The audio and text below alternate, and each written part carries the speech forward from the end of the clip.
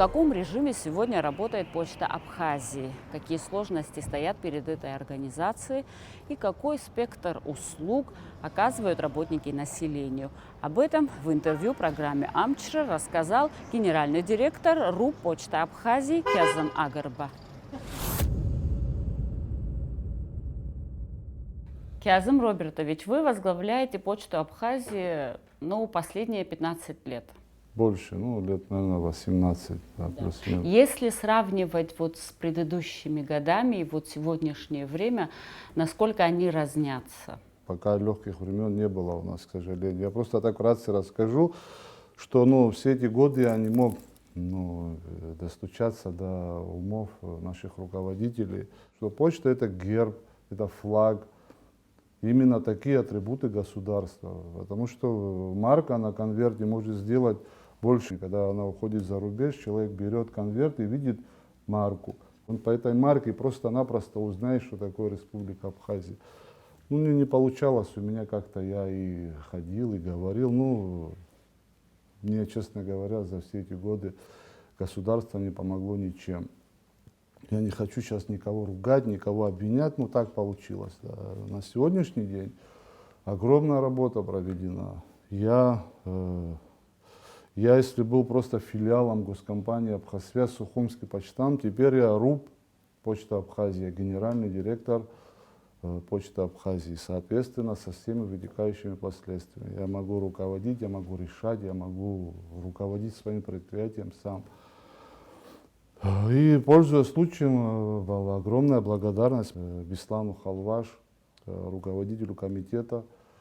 Он на самом деле стоит рядом со мной. Просто я, когда ощущаю поддержку со стороны руководства, знаете, и руки поднимаются что-то делать. Первоначальная задача, которая стоит сегодня передо мной, это чтобы моему предприятию коллеги, мои российские почтовики дали индексацию городов. Каждый город должен иметь индекс, и чтобы посылка дошла быстро до этого города, нужно его написать, грубо говоря, на этой посылке. Сегодня индекса нам пока не дают по уважительной причине. По теме почты идет расследование.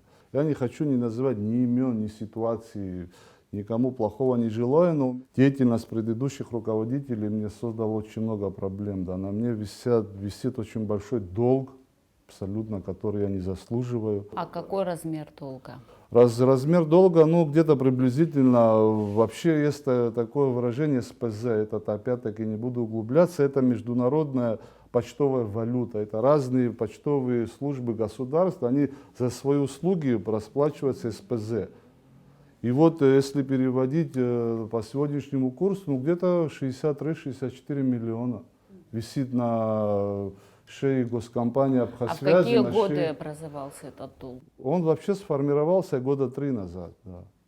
Как только заметили соответствующие службы какие-то непонятные движения, здесь зависло огромное количество посылок непонятного вообще происхождения, какой-то транзит непонятный. Я сейчас не хочу, знаете, это компетентные органы ведут расследование, но какая-то большая махинация происходила, да. И что самое удивительное, я не был в курсе. Это все делалось от имени почты, но я не был в курсе.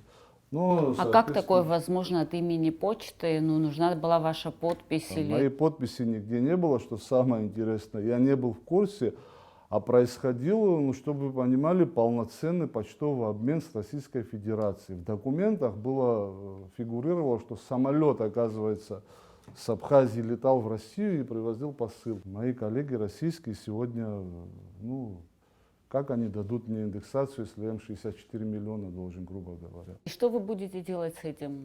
Вы знаете, как написано было в письме от Почты России, если есть какие-то претензии, дословно, пожалуйста, в судебном порядке разбирайтесь. Но мы надеемся, это наши друзья, это наши коллеги, мы надеемся на разум, на понимание ситуации. Сейчас было написано письмо от руководства, и мы как-то инициируем переговоры, чтобы за столом переговоров как-то эту проблему снять. Я не знаю, честно говоря, 64 миллиона просто так никто тебе не спишет. Но, ссылаясь на понимание, я не знаю, наши органы компетентные какое-то расследование ведут, к чему-то, наверное, придут. И как-то так потихонечку, я надеюсь, этот вопрос решить. Но этот вопрос на сегодняшний день остановил всю мою работу. Чтобы вы понимали, я не хочу обманывать уважаемых наших зрителей, этот кабинет сегодня не мой. Этот кабинет мне любезно предоставил Эдуард Канжария, начальник группы «Абхазсвязь». И почта сегодня это одна небольшая комната. Несмотря на все вот сложности на сегодняшний день, какой спектр услуг вы предоставляете Спектр населению? услуг мы предлагаем следующий. Естественно, это посылки. У меня есть обмен почтовый с Россией, да, машина один раз в неделю. Почта России приезжает на Абхазскую яму транспортную. Там у меня стоит будка, это международный пункт обмена называется. У меня происходит обмен, но это мелочь такая, это в размерах почты, как она должна работать. Долг почты быстрее довести посылку до получателя, вот и все. И, конечно же, письма. Вот вы понимаете, я немножечко так углублюсь в этот вопрос. Сейчас идет такой форсаж большой цифровых технологий, гаджетов, мессенджеров, соцсетей. Вот я даже пример приведу, вот, меня старовер называют, да, у меня это телефон, конечно же, смартфон я имею, он дома лежит, без него никак. Но мы просто, знаете, мы в связи вот со всей этой ситуацией вообще не замечаем, как уходит эпоха. Это люди, которые родились в СССР, понимают. Вот мы все, наверное, помним, что такое ждать письмо. Это когда тебе близкий человек напишет, и ты, когда поднимаешься в подъезд, смотришь, лежит ли оно в ящике, не лежит. Когда оно приходит, ты его берешь, ты сразу не читаешь, ты идешь домой, там, не знаю, ждешь вечера, завариваешь чай, садишься, открываешь, и теплота вот этого, как сейчас многие назовут, клочка бумаги, оно абсолютно не сравнится ни с каким смайликом, ни с какой гифкой, ни с какой вот этой мультяшной всей вот этой программе, которая... Вы как последний романтик. Вот я хочу немножечко романтику тоже внести, но скажу, Смысл ждать 10 нам- дней, когда можно за секунду отправить Нет, по я вам электронное просто письмо? говорю, вот я чуть-чуть хотел романтику к этому как бы разрекламировать почту. Мне нужно развиваться, это посылки, это те же гаджеты, которые я должен доставить человеку с Китая там, или, я не знаю, с какого-то другого государства. Я надеюсь, конечно, я жду. И самое главное, есть понимание у руководства. Если у меня была бы возможность, я никого не ждал, ни премьер-министра, ни президента. Купил себе билет, поехал бы в Москву и разговаривал бы со своими коллегами. Но сегодня у меня, к сожалению, даже этого нет. То есть я никого не ждал, чтобы ты понимала. Руководитель предприятия не должен ждать президента, премьер-министра. То есть вопрос в деньгах. Конечно. Командировка, может быть, за один раз ничего не решит, но я буду ездить туда, я не знаю, в месяц один раз. Я буду стучаться в двери, они в конце концов, наверное, от меня устанут, если так говорить. Но вы хозрасчетная организация, кто должен вам деньги дать? Сами себе мы должны дать деньги. Опять мы И причем возвращаемся... командировочные расходы Конечно, тоже. я абсолютно сам себя должен содержать. Мне Беслан Халваш помогает немножечко, там какие-то у меня проблемы, я его прошу, он мне там выделяет, отрывает от себя, у них тоже не все в порядке у комитета нашего, но помогает. Мы можем сказать, что сегодня почта Абхазии находится в кризисе? Конечно, мы должны это говорить. Почта Абхазии сегодня находится в кризисе. Да я сам себе заработаю эти деньги, если мне дадут индекса наши партнеры. Я заработаю, я не буду просить у государства ни копейки. Хотя я был недавно у Вовы Делба, было очень хорошее понимание моих проблем, было очень... Я, например, доволен полностью разговором с ним, он пообещал помочь. Есть какие-то наши деньги такие в государстве, которые именно наши деньги связистов, которые могут мне выделить. Да. Сейчас просто ситуация сложная, какие-то перетоки идут в более нужные сферы. Но было понимание, я благодарен за такую беседу, я жду какой-то помощи. Я правильно поняла, что вот тот договор о сотрудничестве, который был между Почтой России и Абхазсвязь, сейчас он не действует? Он действует, конечно же действует. Этот договор был заключен, дай бог мне памяти, наверное, лет 15. Этот договор есть, но это договор без развития, без индексации, в первую очередь, повторяюсь, без зеленой границы для почтовых машин, для почтового вагона. Индексация у нас, индексации не было за все послевоенное время? Нет, конечно. Я работал, чтобы ты понимала, контрабандой. У меня был ящик на физлицо в Сочи. Писали, посылки приходили на физлицо, обменщица, женщина моя, с сумками, с баулами, привозила эти посылки в Абхазию. Сейчас письмо написали, какие вот ваши действия? Что в письме, о чем вы просите Почта России? Мы на сегодняшний день просто попросили, чтобы создали межведомственную комиссию с обеих сторон и сесть за стол переговоров, чтобы вопрос с этим огромным долгом мы как-то хотя бы отложили в сторону, но возможность работать, чтобы мне дали. Речь не идет, чтобы они мне, ну, наверное, не спишут такие деньги. Но как-то, чтобы пройдет расследование, у них тоже в свою очередь идет расследование, потому что предыдущее их руководство было в связке с какими-то неизвестными людьми в Абхазии, так скажу. Расследование-то идет, и у нас и у них фигуранты, ну, наверное, будут как-то это же поймут, что это была какая-то большая афера, что если начальник почты не знал об этом, что это уже что-то не то. Ну, надежда только на расследование, что в итоге и коллеги наши россияне, и мы поймем, что это все просто какая-то огромная махинация была. И, наверное, пострадают те люди, которые этим занимались. Сколько у вас на сегодняшний день сотрудников? Ну, где-то 35-36 человек. И вы все им платите Нет, конечно. зарплату? Я абсолютно уменьшил свой штат, там неоплачиваемый отпуск отправил. Именно тот костяк, который вот в Сухуми находится, который сортирует посылки, обмен-то с Россией происходит, небольшой, но есть. Как-то уменьшил, пока просто необходимое количество людей я собрал, которым я не каждый месяц тоже зарплату выдаю. Ну, чтобы вы понимали, даже когда сгорело здание почты, почта не остановилась ни на один день. Да. Почта работает, инфраструктуры нету, все плохо, но механизм, он слажен, он работает. Все это происходит даже контрабандой, но почта работает уже сколько лет. Да. Ну, у вас есть конкретный план? Допустим, если Почта России даст нам индекс и конкретный план работы, программа конкретная, где все расписано. Расписан по полочкам, вплоть до передвижных почтовых пунктов, которые будут приезжать в деревни в определенное время. То есть эта машина, микроавтобус с приемным пунктом, вот, не знаю, Ачемчирская сторона деревни, прямо в центр приехала почтовая машина, люди знают, что придут, получат посылки, что, конечно, у меня все расписано уже, честно говоря, давным-давно.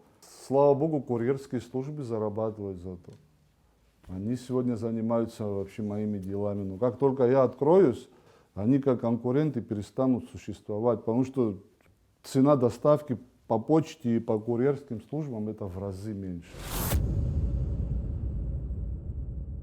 Вы сказали, что все эти послевоенные годы к Почте Абхазии не было должного внимания. Как вы думаете, почему? Почта для государства это такая же атрибутика, как флаг и герб.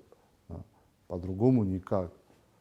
А почему не было должного внимания? Честно говоря, я не понимаю, почему не было должного внимания. Наверное, почта, оно и в России даже дотационное предприятие. Мне тяжело об этом судить. Я рад тому, что есть сегодня. Есть перспективы, как вы считаете? Безусловно, конечно, они есть. Я больше чем уверен, что у меня все будет хорошо. Все те вопросы и все те моменты, о которых мы говорили, они, слава богу, решаемы все. Слава богу, наши российские коллеги, партнеры, это просто сегодня такой у нас идет диалог, но он должен быть таким. А когда мы сядем за стол переговоров, я надеюсь, риторика поменяется, и мы поймем друг друга, и наши друзья, наши коллеги нам помогут. Да. Насколько я понимаю, у вас сегодня нет своего помещения, своего здания. А не стоит ли вопрос о реставрации здания почты, которое сгорело во время пожара в 2012 году? У нас сегодня уже мы как-то распределены, нам выделены помещения, планируется ремонт. Это здание, мне кажется, лучше отдать в какие-то другие руки, чтобы не ждать от государства этих миллионов, его не 2 копейки восстановить. Это, наверное, долгий будет процесс. А центр города в таком ужасающем сегодня виде он находится. Лучше, мне кажется, мое мнение, это отдать людям, которые быстро, естественно, там, в каких-то очень сжатых сроках восстановят его и сделают из него нормальный функционирующий объект. А если, допустим, все пойдет, как вы планируете, планируете ли вы восстановить институт почтальонства? Это все перспективы реализуются, конечно. У меня даже планы, там велосипедный парк какой-то небольшой. Сегодня, ну, мотороллер недорогой, чтобы почтальоны не пешком передвигались, а на каком-то транспорте. Ну, есть какие-то, конечно, разработки, мысли, безусловно. Они будут почтальоны. Почта без почтальонов, ну, не почта. Ну. А сейчас люди сами забирают, да, свои посылки, Сейчас до приходят на востребования, место. да, по большому счету. Но мне кажется, что вообще нету вообще информации, очень мало информации о работе почты. Вот не планируете Согласен. вот вы, ну, какой-то сайт или вообще, вы же Если- сегодня все равно работаете, чтобы люди узнали, что можно заказать, Я- сколько вы доставляете, скажу где так, можно эту информацию Конечно узнать? же, планируем. И у нас в планах мы уже разговаривали, более того, с людьми, которые этот сайт будут делать. Это все, конечно, будет, как только мне дадут индексацию, как только мы решим вопрос с границей, я тебе так скажу, в течение недели, самое большее месяца, я начну работать, ну, процентов, наверное, на 90. Насколько я понимаю, чтобы письмо отправить, нужна марка. Да. Вот с 93-го года, по-моему, в Абхазии выпускались марки, около 300 штук. Выпустили сейчас. Выпускаются. Если я тебя поправлю, не 300 штук. Эдуард Константинович Пиля, царство ему небесное, министр связи, так скажу, он вообще инициировал, это его личная заслуга.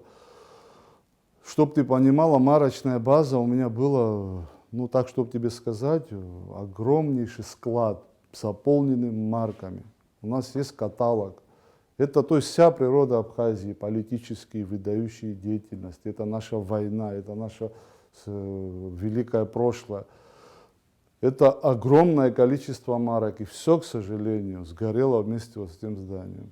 К сожалению. Осталась какая-то часть, у меня сейчас есть, что мы успели там вытащить. Мы по чуть-чуть, это филателисты, огромный интерес испытывают к нашим маркам. Марку ты не напечатаешь типографии, ты не имеешь на это права. Надо связываться с компетентными, естественно, какими-то фирмами, которые с защитой, там, со всеми моментами. Это же не просто так. Это в планах все есть, естественно. Слава Богу, эскизы, все это сохранено. Мы будем над этим работать, безусловно. Почта без марок, это тоже. В Абхазии есть сегодня филателисты? Одним из таких был Эдуард Пиля, да? Насколько у него была большая коллекция. Это тоже сгорела коллекция или сохранилась Нет, это вообще? дома Эдуарда Константиновича, это все, что он имел, но это небольшом количестве, это все он сохранил. Он родоначальник вообще, я так не побоюсь этого слова, и почты абхазской, да, и связи вообще абхазской, и в марочной базе. Он много сделал для связи, если так говорить, совокупности для нашей республики. Царство ему небесное, это был великий человек, огромный вклад внес. На ваш взгляд, каким должен быть руководитель? На мой взгляд, ну вы знаете, Каким главным качеством он должен обладать? ну, если не брать такие, я не знаю, вы знаете, РУП и вообще предприятия, где, ну, допустим, где нужно нам знать, не знаю, физику, я не знаю, там, медицину, какие-то. Ну, я вот сейчас по почте давайте возьму. Ну, руководитель сегодня должен быть кризис-менеджером, я так скажу. Да. Моя обязанность развивать свое предприятие. Вот я вам говорил о переговорах, о поездках. У меня есть профессиональный зам. А так руководитель должен не сидеть на месте и не считать, что это его папина контора. А в первую очередь он должен думать о развитии своего предприятия. И самое главное, не зарабатывать с почты, там, не знаю, с других каких-то рупов, а просто уйти с головой в развитие своего предприятия. Иначе ничего не получится. У нас, к сожалению, такая тенденция пошла, что их приходит руководителями, все мое. И вот я должен выжать из этого предприятия пока здесь по максимуму.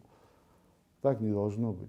Вы около 20 лет, как мы уже говорили выше, возглавляете Почту Абхазии, но вы не давали интервью ни разу.